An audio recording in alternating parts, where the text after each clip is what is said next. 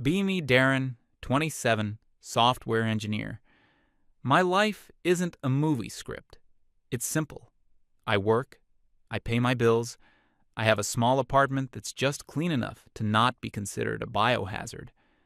The main pillar of my existence is my friends, my crew. There's Simon, my best friend since we were kids, building forts out of couch cushions. He's got a tongue sharper than a razor blade and a sense of humor darker than black coffee, but he's the most loyal person I've ever met. Then there's Ray, the stoic, calm one. Ray's the guy who thinks for a full 10 seconds before he speaks. He's the anchor of the group. And Eugene is there too, just a solid, good-natured dude who's always down for whatever. Our social life is a well-oiled machine. A couple of nights during the week, we'd hop on Discord and play whatever game had our attention. Weekends were usually for gathering at my place or Simon's. The ritual was sacred. We'd order a mountain of greasy food, put on some ridiculous 80s action movie we'd all seen 100 times, and just talk nonsense for hours. We'd quote Arnold Schwarzenegger, debate the physics of a John Woo movie, and make jokes that would probably get us canceled if anyone outside our circle heard them. It was our space. No judgment, no pretense, just four guys who had grown up together, navigating adult life. I wasn't actively looking for a relationship. Dating apps felt like a second job with a terrible success rate. I was content. Then, maybe 8 or 9 months ago, I went to a birthday party for a former colleague. That's where I met Isabel. She was standing by the bookshelf, and we started talking. The conversation was amazing. She was smart, really passionate about her work at some nonprofit, and she had this laugh that made me feel like I was the wittiest guy on the planet. She was beautiful, but it was her intensity that really drew me in. When she talked about something she cared about, her eyes lit up. We exchanged numbers. I didn't think much of it, figured it would fizzle out like most things do, but it didn't. We went on a date the next week, then another. The first couple of months were genuinely great. The honeymoon phase was in full effect. She was thoughtful, she was engaging, we had different interests, but it felt like a good thing. She introduced me to new music, new kinds of movies, new ways of thinking about things. I felt like I was expanding my horizons. I was really, really happy. Naturally, the next step was for her to meet the guys. I wasn't nervous about it at all. My friends are easygoing. They'd always gotten along with any girl I'd brought around before. I framed it as a super casual thing. Pizza and video games at my place, the classic. The night started off normally. The guys came over. We ordered the food. Simon brought a case of beer. Isabel was charming at first. She asked them about their jobs, seemed interested. Then the food arrived. We fired up the console, and the guys slipped into their usual dynamic. We were playing some co-op shooter. Simon was trash-talking the AI enemies in his usual over-the-top way. Ray was making his dry, witty comments. Eugene was just laughing along. I was having a great time, splitting my attention between the game and her, trying to make sure she felt included. But I started to notice a shift in her demeanor. Her smile became a little more fixed, a little less genuine. She stopped participating in the conversation and just started watching. It felt like she wasn't a guest anymore, but an anthropologist observing a strange, primitive tribe. There was a moment when Simon's character in the game got taken out by a ridiculously lucky shot. He threw his hands up and yelled something like, "Of course, the game's programmed with a bias against male success." It was a dumb, obviously sarcastic joke. Ray chuckled. I rolled my eyes, and we moved on. But I saw the look on Isabel's face.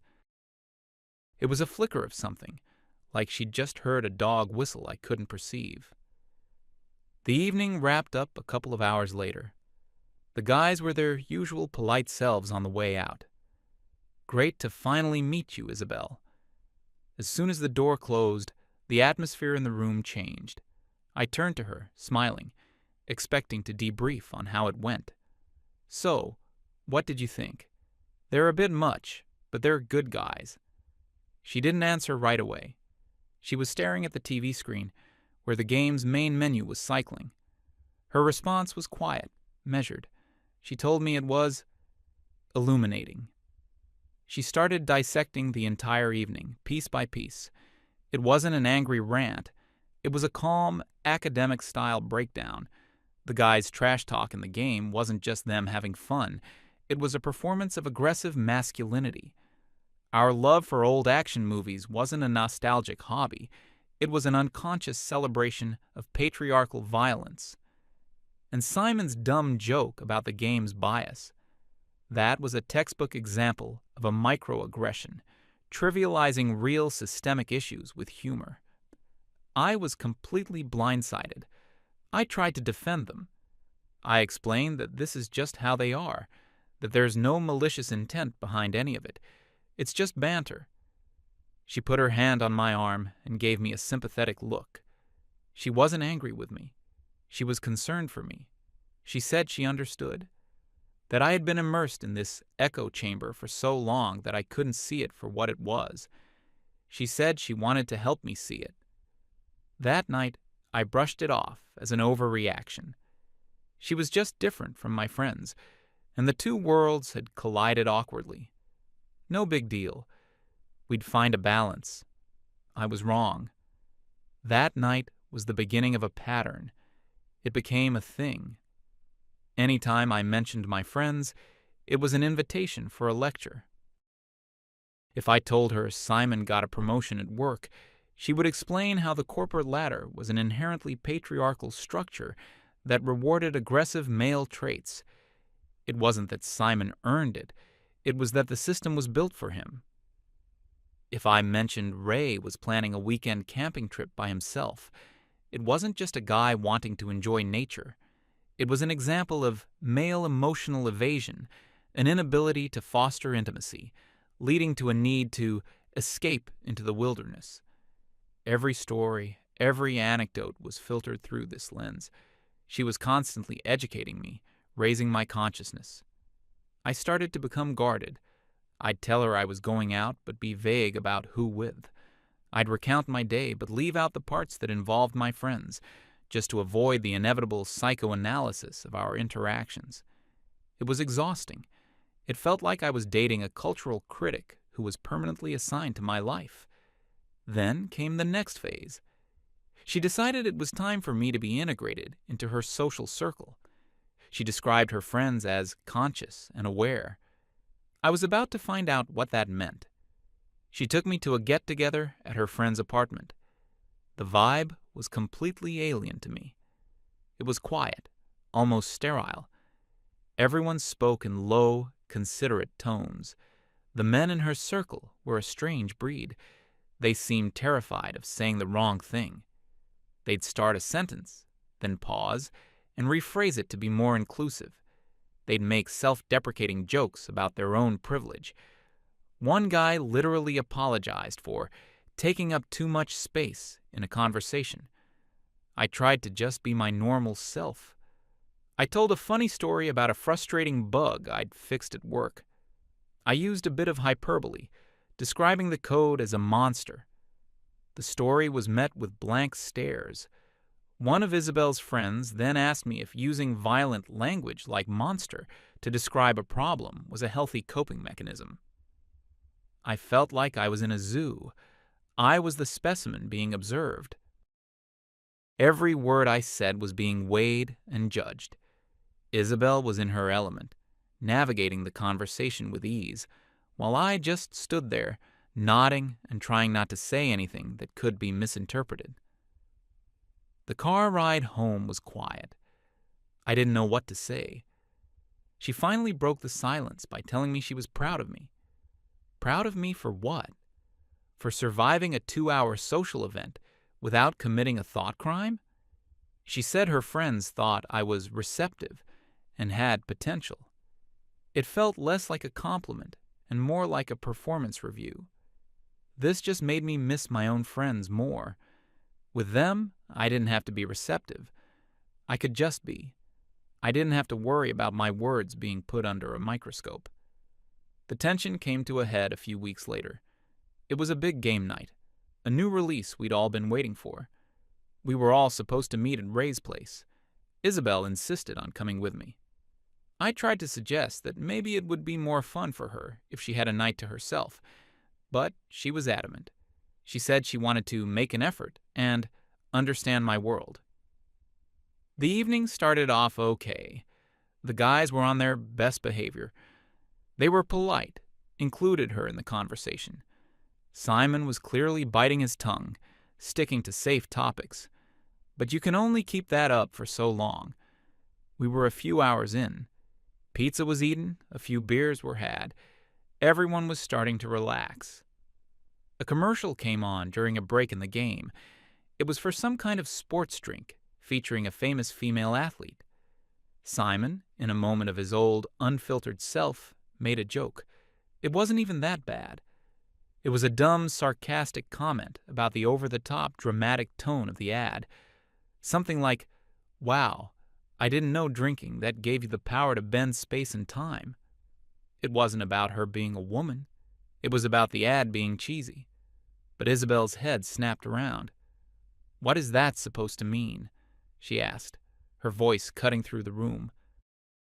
Simon was taken aback. "What? It's a dumb commercial." She didn't let it go. She told him that his comment was a subtle way of diminishing a powerful woman's accomplishments by mocking her portrayal, that he was uncomfortable with a woman being shown as strong, so he had to resort to sarcasm to feel superior. The room went dead silent. You could hear the hum of the refrigerator. Ray, ever the diplomat, tried to de-escalate. "Hey, I think it was just a joke about the special effects." Isabel turned to him. "It's not just a joke. Language matters, and that language perpetuates the idea that female strength is something to be ridiculed." Simon just stared at her. His face was a mixture of anger and disbelief. He opened his mouth to say something, then just shook his head, stood up, and said he needed some air. He walked out onto Ray's balcony. The night was completely ruined. We left shortly after. The car ride home was a pressure cooker of silence. I knew a storm was coming. The second we walked into my apartment, it started. It wasn't a lecture this time. It was a tirade. She wasn't just analyzing, she was accusing. Simon was the main target. He was a toxic influence. He was a closet misogynist who used irony to hide his real beliefs. She was shocked that I couldn't see it. She said his presence was actively harmful to me and to her. She claimed she didn't feel safe in a room with that kind of negative energy. I argued back, for the first time with any real heat. I told her she had completely misread the situation, that she had embarrassed me and insulted my best friend in his own friend's home. She looked at me with genuine pity. "They're not your friends, Darren. They're your crutch. They keep you stagnant. They prevent you from growing into a better man." This was the new narrative. It wasn't just that my friends were flawed. It was that they were actively sabotaging my potential, and that she was the only one who could save me from them. After that night, things got worse. The sabotage became more overt. She started planning things for us on the nights I usually saw the guys. Romantic dinners, surprise movie nights, always non-negotiable. If I had plans to go to Simon's, she would suddenly feel unwell right before I was about to leave. A sudden headache, a wave of anxiety. She'd ask me to stay with her. How could I say no? How do you tell your girlfriend that you think her sudden illness is conveniently timed? I felt like a coward. I'd text the guys with a lame excuse. "Sorry, something came up." Feeling under the weather. They never gave me a hard time, but I could feel the distance growing. The inside jokes were happening without me. They were playing games I hadn't even heard of. I was being slowly and methodically, surgically removed from my own life. I felt a constant low-grade resentment simmering inside me. Resentment toward her for putting me in this position, and resentment toward myself for letting it happen. My relationship with my friends became strained. My relationship with her became a tightrope walk over a pit of potential arguments. The breaking point was building, and I knew it. The final piece of the puzzle was the annual trip. For the last 10 years, since we finished high school, the four of us have had a tradition. Once a year, usually in the summer, we rent a cabin by a lake for a long weekend. It's the one event that is absolutely sacred. No girlfriends, no wives, no work. Just us. We fish, we grill, we sit around a campfire and talk until 3 a.m. It's the highlight of our year. It's our reset button. I knew bringing this up with Isabel was going to be a problem. I postponed it for as long as I could. Finally, about a month before the trip, I had to tell her. The booking was confirmed. I tried to frame it as gently as possible. I sat her down on the couch. I explained the tradition, how long we'd been doing it, and what it meant to me. I watched her face as I spoke. Her expression went from neutral to tense to cold. When I finished, she didn't say anything for a long time. Then she asked, "So it's a no girls allowed club?" I tried to explain that it wasn't about excluding anyone. It was just about having this one weekend for us to connect, just the four of us, like we always have. She saw it differently. It was, in her words, a ritual of patriarchal bonding, a regression into adolescent male behavior, a weekend dedicated to reinforcing the toxic norms she was trying so hard to help me unlearn. The argument that followed was the biggest one we'd ever had. She accused me of not being serious about our relationship, of prioritizing a childish boys' trip over her comfort and our future together. I pushed back. I told her that this trip was important to me, that my friendships were important to me, and that I wasn't going to give them up. The fight didn't resolve anything. It ended with her going into the bedroom and slamming the door. We lived in a state of Cold War for the next week. We barely spoke. The air in the apartment was thick with tension. I knew a final confrontation was coming. I just didn't know how it would play out. She thought she was backing me into a corner. She thought she was making me choose between my past and my future. In reality, she was just making the choice clearer than it had ever been before. The week leading up to the trip was probably the worst of my entire life. It was a masterclass in psychological warfare. We were living in the same apartment, but it felt like we were separated by a pane of soundproof glass. The silence was deafening. Every small noise, like a fork clicking on a plate or the turning of a page, felt like a gunshot. We'd eat breakfast at the same table without looking at each other. She'd be scrolling through her phone with a grim, focused expression. I'd be staring into my coffee cup as if it held the answers to the universe. We slept in the same bed, but on opposite edges, a frozen sea of duvet between us. Her silent treatment wasn't passive. It was active. It was a weapon. It was designed to make me feel the weight of her disapproval in every moment of every day. She'd sigh dramatically whenever I walked into a room. If I asked her a direct question, she'd answer with the bare minimum number of words, her voice flat and devoid of any emotion. Yes, no, it's fine. It's fine was the worst. We all know it's fine is the universal code for a storm of apocalyptic rage is brewing behind this calm facade. She was making me work for every single interaction. She was making me feel the friction, the heavy cost of my decision to not immediately capitulate to her demands. A couple of times, I almost broke. The pressure was immense.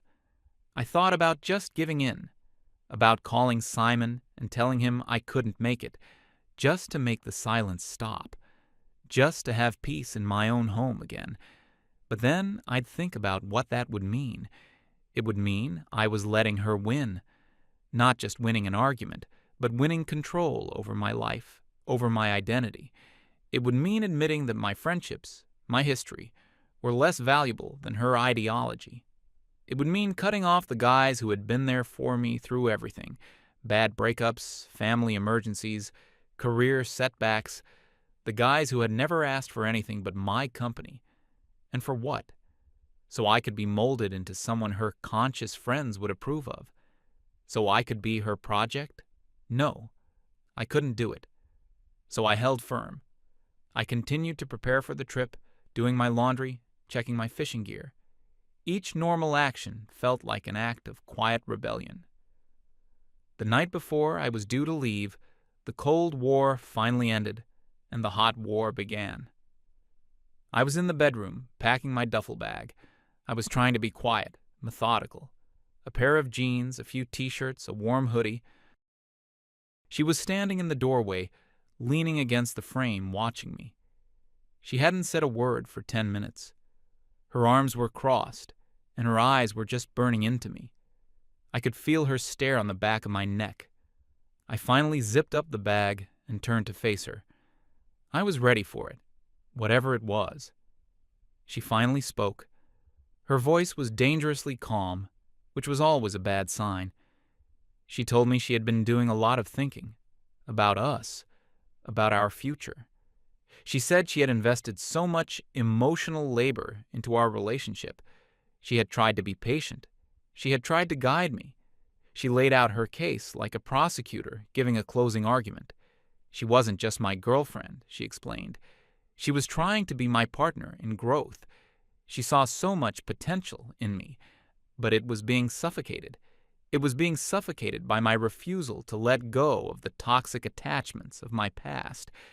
And my friends, she said, were the embodiment of that toxicity. Simon, in particular, was the ringleader. She launched into a full character assassination of my best friend. His sarcasm wasn't a defense mechanism. It was a weapon used to maintain his male ego. His cynicism wasn't a worldview. It was a refusal to engage with the world's problems in a meaningful way. His loyalty to us wasn't a virtue. It was a symptom of a tribalistic pack mentality that was inherently exclusionary to women. I just stood there and listened. It was so detached from reality, so clinical. It was like she was describing a character in a textbook, not a person I had known my entire life. She then brought it back to me. She said this trip was a symbolic choice. It was a fork in the road. Down one path was the future. A future with her. A future of awareness, of being a better, more evolved man. A future where we could build something real, based on shared values. Down the other path was the past. Stagnation. A weekend of performative masculinity in the woods, drinking beer and telling the same old stories, reinforcing the same old bad habits. She was painting a picture where the choice was between enlightenment and Neanderthalism. Then came the hammer. I can't be with a man who actively chooses to remain in a toxic environment, she said, her voice finally cracking with a bit of rehearsed emotion. I love you, Darren, and that's why this is so hard, but I have to protect my own mental and emotional well-being. So, you need to make a choice, a real one, right now. You can stay. You can unpack that bag, and we can start fresh. You can tell your friends you're not coming. You can tell them you're choosing to move forward. You can finally cut ties with the people who are holding you back, especially Simon. She took a deep breath. Or you can walk out that door. But if you do, you're not just leaving for the weekend. You're leaving for good. This is it. It's them, or it's me. She stood there, triumphant. She had laid her trap perfectly. She genuinely believed in that moment that she had won. She expected me to crumble, to drop the bag, to apologize, to promise to change, to finally become the project she always wanted to complete. I looked at her. I really looked at her. And for the first time, I didn't see the woman I'd fallen for. I saw a stranger, a zealot who saw the world not as a collection of people, but as a collection of ideologies. I saw someone who didn't love me for who I was, but for who she thought she could turn me into. All the anxiety, all the resentment, all the pressure from the past few months just evaporated. In its place was a profound, ice-cold clarity. There was no choice to be made. The choice had already been made for me by her actions. I picked up my duffel bag. It felt lighter than it had a minute ago. I looked her straight in the eye and said, "Okay." Just that one word. The look on her face was something I will never forget. It was a cascade of emotions. Confidence, then confusion, then disbelief, then sheer, unadulterated shock. Her mouth opened slightly. "Okay? What do you mean, okay?" I walked past her, out of the bedroom. I didn't feel angry. I just felt done. She followed me to the front door, her voice rising in pitch. "You're serious? You're actually choosing them? After everything? After all the work I've put into us? Into you?" I stopped at the door and turned back to her. "They're my friends," I said, my voice as calm as I'd ever heard it. "They've known me for over 15 years and have never, not once, tried to change who I am. They just accept me. You've known me for less than a year, and all you've tried to do is tear down my life and rebuild it into something you find acceptable." "So yeah," I said, putting my hand on the doorknob. "I'm choosing them. We're done, Isabel." I opened the door and walked out. I didn't slam it. I just closed it quietly behind me. I walked down the hall, down the stairs, and out into the cool night air. I didn't look back. The drive up to the cabin was surreal. It was about a 3-hour trip. For the first hour, I just drove in silence. No radio, nothing. Just the hum of the engine and the sound of the tires on the pavement. My mind was empty. I wasn't sad. I wasn't angry. I was just numb, like I'd just been through some kind of surgery. Then, a strange feeling started to creep in. It was relief. It was a massive, overwhelming wave of relief. I felt a weight I didn't even realize I had been carrying just lift off my shoulders. The constant tension in my jaw, the tightness in my chest. It was gone. I could breathe again. I pulled into a gas station, filled up the tank, and went inside to grab a coffee. As I was standing in line, I realized I was smiling. A genuine, unforced smile. I finally got up to the cabin a little after midnight. The lights were on, and I could hear music and laughter from inside. I took a deep breath before I walked in. The moment I opened the door, all three of them looked up. Simon was the first to speak. "Look what the cat dragged in. We were about to send out a search party." I managed a weak smile. I dropped my bag on the floor. Ray, ever the observant one, looked at me, then at my single bag. His expression changed. "Hey man, you okay?" And just like that, it all came out. I told them everything. The constant critiques, the lectures, the attempt to integrate me into her social circle, the sabotaged plans. I told them about the fight over the trip, the week of Cold War, and the final ultimatum. I expected them to be angry on my behalf. I expected an "I told you so" from Simon.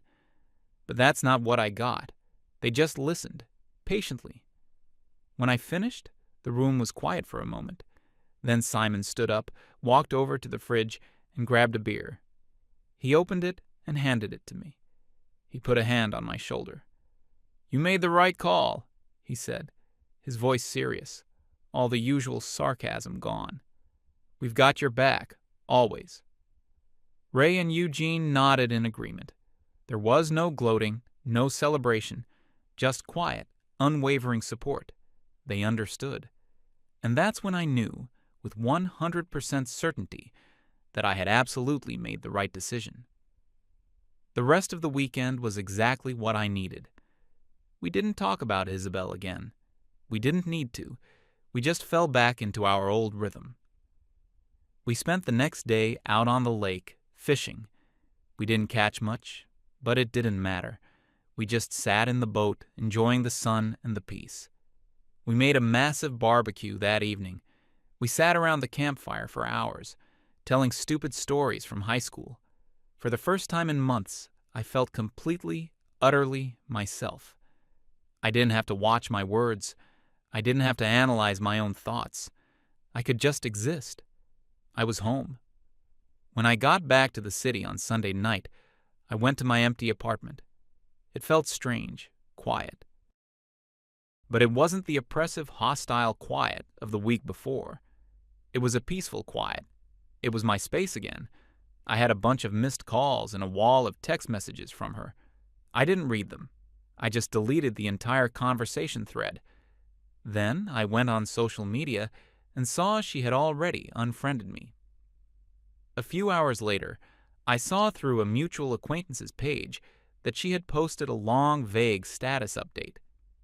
It was all about the painful but necessary process of removing toxic elements from one's life, and the disappointment of realizing someone you care about isn't willing to do the work of personal growth. It was so predictable, so self-serving. She was already spinning the narrative to make herself the hero, the victim. I wasn't even angry. It was almost funny. I blocked her number. I blocked her on every platform I could think of. I was done. It was time for a clean break. Life started to go back to normal. Or a new kind of normal. I saw my friends more. We fell back into our easy routine. Game nights, movie nights. It felt like I was reconnecting a vital part of myself that had been unplugged. My work improved. My sleep improved. I just felt lighter. A month or two went by. Life was good, quiet, but good. Then one day, I got a message from that former colleague whose birthday party I'd met Isabel at. We weren't close, but we were friendly. She was asking how I was doing. We exchanged some pleasantries, and then she dropped the bomb. She told me she had been at a friend's place the other night, and Isabel was there. And apparently, I was the main topic of conversation. Isabel had spent a good 20 minutes complaining to the group about her dating life. She went on a long rant about how impossible it was to find a good man. She talked about how men were emotionally stunted, how they were afraid of commitment, and how they were too fragile to handle being challenged by a strong woman. And then she said it. The line that brought everything full circle. She looked at the group with a perfectly straight face and said, "It feels like all the decent guys are already taken, and the rest are just emotionally unavailable misogynists. There are no good men left." My colleague said the lack of self-awareness was so staggering, the whole room was just awkwardly silent. When she told me that, I just started laughing. A real, deep belly laugh. The irony was just too perfect. She had found a good guy. A guy who cared about her, who was loyal, who was willing to grow with her. And she had systematically driven him away because he wasn't the right kind of good guy. He didn't fit her pre-approved, ideologically pure mold. She hadn't dodged a bullet. She had been the one holding the gun, and she had shot herself in the foot. And now she was out there, alone, complaining about the very problem she had created for herself. The story ends here, really. It's a few months later now. I'm sitting in my apartment. It's clean. It's peaceful. Simon and Ray are on my couch. Eugene is on his way. We're arguing about whether Die Hard is a Christmas movie. A classic, meaningless, wonderful argument. There's pizza on the coffee table. And I'm happy. Genuinely happy. Looking back, Isabel used to talk a lot about toxic masculinity, but I've learned that toxicity doesn't have a gender. It's a behavior. It's trying to control someone. It's isolating them from their support system. It's making your love conditional on them becoming a different person. She thought she was saving me from my friends. Turns out, my friends were the ones who saved me from her.